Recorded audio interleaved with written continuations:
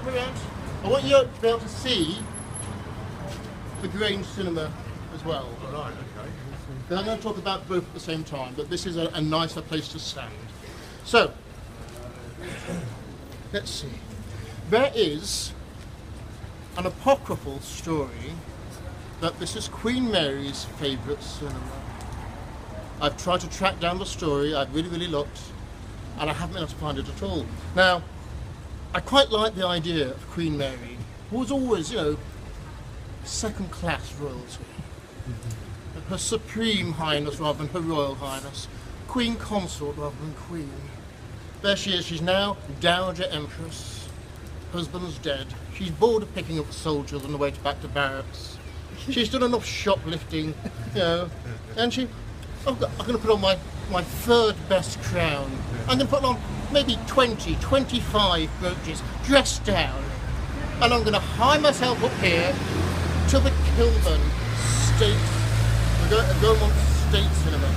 And if she'd come here, it would have been home from home, surprisingly enough.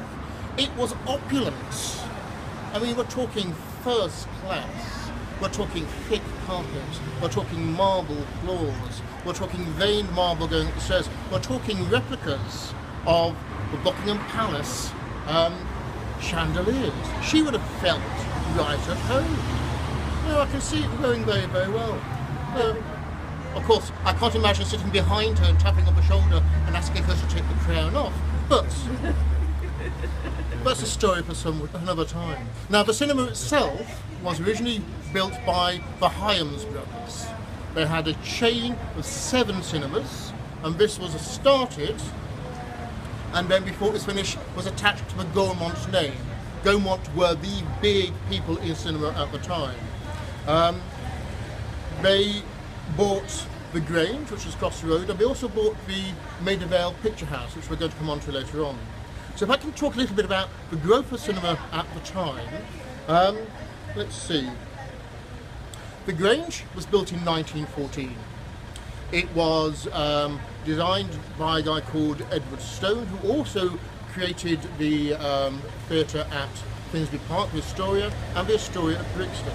So it's a fine example. It was an example, one of the first examples of a super cinema. It had 2,028 seats, purpose-built.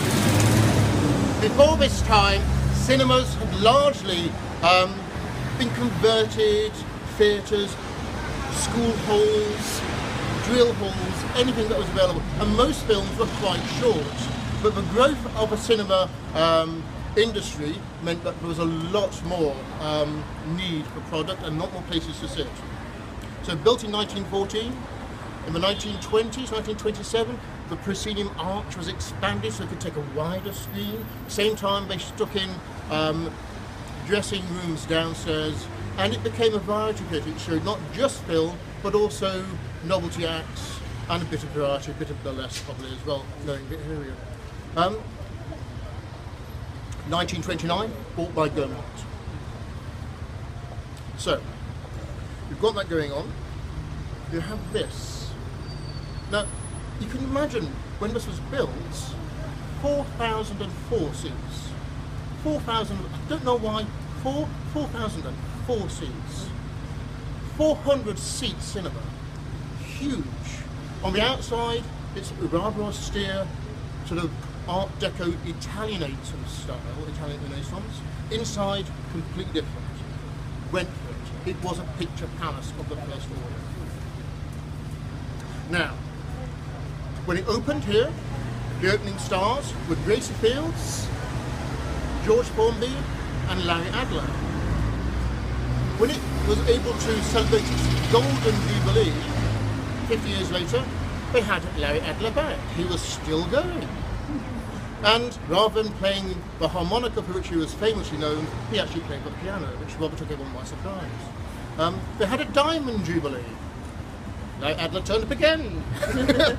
Still going. They would like to have gone to the 70th anniversary, but by this time the cinema had declined. It had gone through a phase of being a dance hall, being a bingo hall, and now it was going dark. Shortly after it closed as a bingo hall, it reopened as the Ruach Ministry, which is what it is now, it is based in Brixton. And here, it seems very much about the person officiating of the service is now the performer. Everything is centred on them. And it's magnificent inside. They've managed to rejuvenate and actually to refurbish it in a fantastic style, and it's still available for open days. Oh, one thing, and I'm going to go over time, it had